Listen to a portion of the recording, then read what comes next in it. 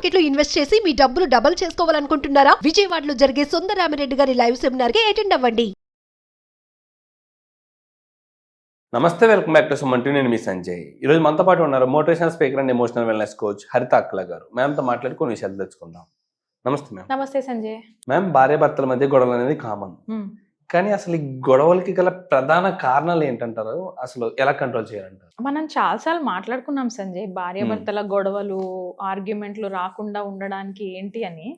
నేను అసలు ఒకటి అడుగుతాను, ఫస్ట్ ఈ పిక్చర్స్ చూసినంత వాళ్ళు ఒకసారి తలుచుకుంటే బాగుంటుంది. ఓకే, ఈ పిక్చర్ చూస్తే ఏమనిపిస్తుంది?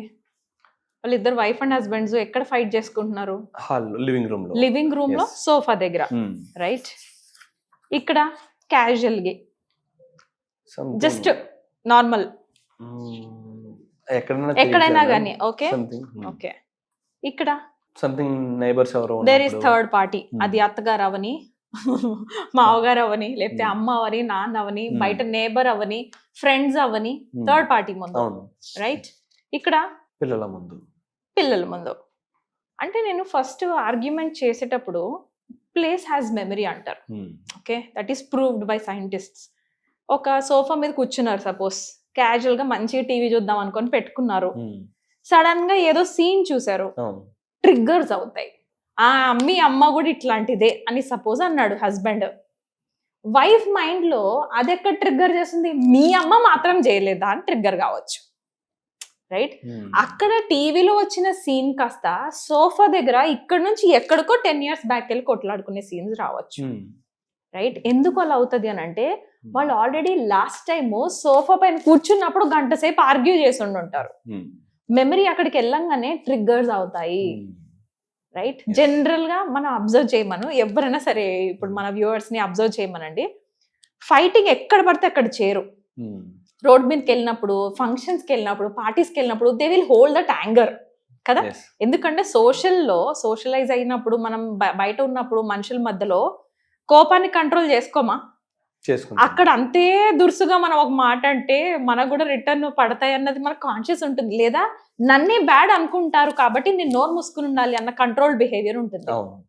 ఇంటికి రాగానే ఎట్లా అవుతుంది? ఇంటికి రాగానే మాత్రం వి విల్ థింక్ దట్ ఇప్పుడు సోషల్ బిహేవియర్ వేరు, నా ఇంట్లో బిహేవియర్ వేరు. ఇంట్లో కుచ్బీ చల్తా అంటే ఏంటి? ఇంట్లో కుచ్బీ చల్తా కాదు, నా పిల్లల ముందు, నా భర్త ముందు, లేకపోతే భార్య ముందు ఏమన్నా నడుస్తుంది, రైట్? ఆ కండిషనింగ్ నుంచి ఆపరేట్ చేస్తాం. So just check your memories. కొంతమందికి సోఫా, కొంతమందికి కిచెన్ లో ట్రిగ్గర్స్ అవుతాయి, కొంతమందికి బెడ్రూమ్ లో బెడ్ మీద ఎక్కినాక ట్రిగ్గర్స్ అవుతాయి. అక్కడ దాకా హోల్డ్ పెట్టుకుంటారు కపుల్స్, అందరి ముందు ఫైట్ చేయొద్దు అని. నైట్ అయింది, బెడ్రూమ్ లోకి ఇద్దరు ఎంటర్ అయ్యారు, ఇంకెవ్వరు లేరు, థర్డ్ పార్టీ అన్నప్పుడు ఫైట్ చేసుకుంటారు. కొంతమంది ఉంటారు అన్కంట్రోలబుల్ యాంగర్ అనమాట. ఎవడైనా ఉండని థర్డ్ పార్టీలో, బాబు, పిల్లలు, నువ్వు బయట వాళ్ళు, నేబర్స్, ఫ్రెండ్స్, పార్టీస్కి వెళ్ళినా కూడా దే విల్ ఫైట్. అది ఇంకా మన బియాండ్ కేసెస్, మనం వాళ్ళని ఏం చేయలేం. ఎవరు చూస్తున్నారు, ఎవరు చూడట్లేదు అంటారు అసలు. ఇంకా వాళ్ళు అయిపోయింది. బెడ్రూమ్ లో నుంచి హాల్లో నుంచి బయటకి, బయట నుంచి ఇంకా ఫంక్షన్స్ దాకా వెళ్ళిపోయారు వాళ్ళు కొట్లాట్లు. మొన్న నేను వస్తుంటే రోడ్ మీద వైఫ్ అండ్ హస్బెండ్ గట్టిగా అరుచుకుంటున్నారు. దేవర్ ఆన్ రోడ్, అది కూడా వెహికల్ మూవ్ అవుతోంది, హస్బెండ్ అరుస్తానే ఉన్నాడు, వైఫ్ అరుస్తానే ఉంది. I was like crazy. ఆ స్టేజ్కి వెళ్ళేదాకా మనం ఎందుకు తెచ్చుకోవాలి Sanjay? There are stages to everything కదా. ఫస్ట్ స్టేజ్ లో ఆర్గ్యుమెంట్ అవుతుంది అన్నప్పుడే okay, what are the things in my hand, what are the things not in my hand. ఓకేనా? నిజంగా 10 ఏళ్ల క్రితం ఎప్పుడో ఆర్గ్యుమెంట్ అయింది, కొట్లాడుకున్నాము, ఏదో అయ్యిందబ్బా, ఇప్పుడు నా చేతిలో ఉందా? లేదు. హస్బెండ్ చేతిలో ఉందా? వైఫ్ చేతిలో ఉందా? కొన్ని పిల్లల చేతిలో ఉందా? దాన్ని చేంజ్ చేసేది nobody has the control over past. ఇప్పుడు ఏంటి, నెక్స్ట్ ఏంటి, అదే కదా, రైట్? సో మళ్ళీ వెనక్కి వెళ్ళి చెక్ చేసుకోండి. సోఫా పైన కానీ ఒకవేళ మీకు జనరల్ గా ట్రిగ్గర్స్ అయ్యి కొట్లాట్లు అవుతున్నాయి అని అంటే, ట్రిగ్గర్స్ అవ్వగానే అమ్మో స్టార్ట్ అవుతుంది అనగానే please change the place. Okay, ఎప్పుడు సోఫా మీద ఫైట్ చేసేవాళ్ళు కొంచెం సోఫా మీద నుంచి కిచెన్ లోకి వెళ్ళిపోండి, రైట్? అక్కడికి వెళ్ళాక కూడా ఇంకా ట్రిగ్గర్స్ అవుతున్నాయి, కొంచెం మీ కంట్రోల్డ్ బిహేవియర్ బయటికి వెళ్తే ఉంటారనుకోండి, నేబర్స్ దగ్గరికి వెళ్ళిపోండి. ఒళ్ళ దగ్గర పెట్టుకుని ఉంటాం మనం.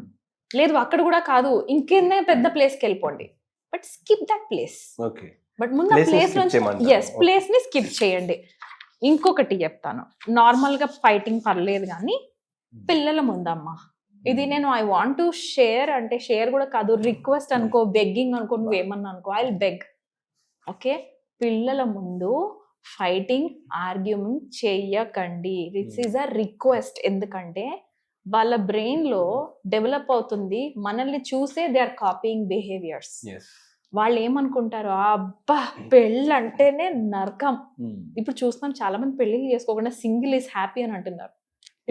నేను చూస్తున్నాను చాలా మంది అంటున్నారు అట్లా, మ్యామ్ మ్యారేజ్ అంటే భయం వేస్తుంది మ్యామ్, మాకు వద్దు అని. ఎందుకు అంటున్నారు, చిన్నప్పుడు తల్లిదండ్రులనే కాదు, but the information they are getting is they are seeing that fighting couples fight చేసుకుంటున్నారు, నరకం చేసుకుంటున్నారు అన్న ఇన్ఫర్మేషన్ ఎప్పుడైతే బ్రెయిన్స్ కి వెళ్తుందో, వీళ్ళు మాకు కూడా జరిగితే ఏంటి అన్న నుంచేగా మనుషులు మనం అందరం బిహేవ్ చేసేది. So they will think that నేను కూడా ఇది ఫేస్ చేస్తాను కాబట్టి నాకు పెళ్ళి వద్దు. This is a very dangerous one బాబా. పిల్లలకి మనం ఫ్యూచర్ లో పైసలు ఇచ్చామా, గోల్డ్ కొన్నామా, పలానా ఇన్ని లక్షలు పెట్టి కట్నాలు ఇచ్చామా, పెళ్లిళ్ళు చేసామా కాదు ఆలోచించాల్సింది. మన బిహేవియర్ లో మ్యారేజ్ అంటే ఏం డెఫినేషన్ వేసాము, సపోజ్ గొడవలు అని అనుకొని మనం దిగాం, మనం అలానే లీడ్ చేసాం, మన పిల్లలకి అదే నేర్పుతాం కదా.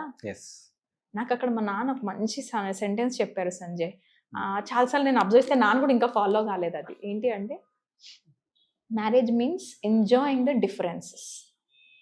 Enjoy the differences.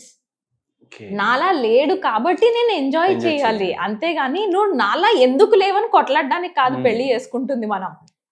రైట్? ఆయన మార్నింగ్ లేసి నేను మార్నింగ్ లేసి, ఆయన సేమ్ రెస్పాండ్ అయ్యి నేను సేమ్ రెస్పాండ్ అయ్యి, ఆయన అదే డ్రెస్ నేనే అదే డ్రెస్, ఎంత హారబుల్ ఉంటుంది లైఫ్, పిచ్చి లేసిపోతుంది అది. రైట్?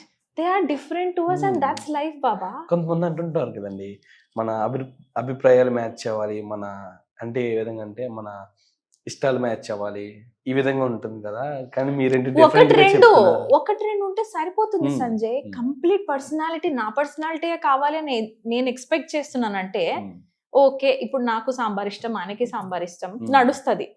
నేను సాంబారే ఇష్టపడతాను, నువ్వు కూడా సాంబారే తిను అన్నాను అనుకో, బికాస్ నేను అది కండిషనింగ్. మేబీ ఆయనకు సాంబార్ ఇష్టం, but he likes upma also, he likes poha also. Right? Interest, common interests ఉంటే ఎంజాయ్, బట్ డోంట్ స్పీక్ నాకు సాంబార్ ఇష్టం కాబట్టి డైలీ సాంబార్ వండుతా, నువ్వు కూడా డైలీ సాంబార్ వండుతా, నువ్వు కూడా తినాలి. Can you understand? అర్థం అవుతుందా?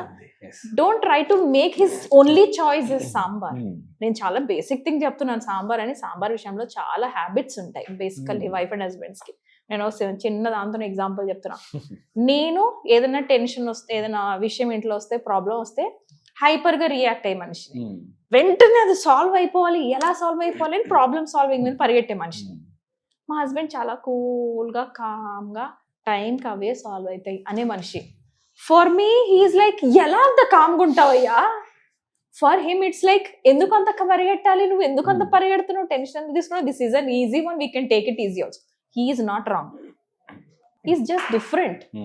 నేను రాంగ్ కాదు, I'm just different from him. మన పెరిగిన వాతావరణం ఏంటి, మన పేరెంట్స్ ఏంటి, మన ఫ్రెండ్స్ ఏంటి, మనం కాలేజీలోకి వచ్చిన తర్వాత ఫేస్ చేసిన సర్కమ్స్టాన్సెస్ ఏంటి, జాబ్ ప్లేసెస్ ఏంటి, ఆల్ ఆర్ డిఫరెంట్ కదా.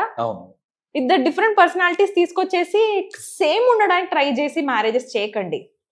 డిఫరెంట్ ఉన్నారు, కొన్ని ఇందులో గుడ్, ఇందులో గుడ్, ఇందులో బ్యాడు, ఇందులో బ్యాడు కలిపి నెక్స్ట్ జనరేషన్ పుట్టి ముందుకెళ్తుంటారు. And that's the beauty. Right? వీడికని నీ పోలికనే వచ్చినాయి, వీడు నీ లెక్కనే బిహేవ్ చేస్తున్నాడు, దీనికి నీ లెక్కనే వచ్చింది. డోంట్. అంటే వైఫ్ అండ్ హస్బెండ్స్ ఎప్పటివరకు అయితే లవ్ చేసుకోరు ఒకరినొకరు, పిల్లల్ని చూసి కూడా వాళ్ళు కూడా నెగటివ్స్ వెతుకుతూ ఉంటారు.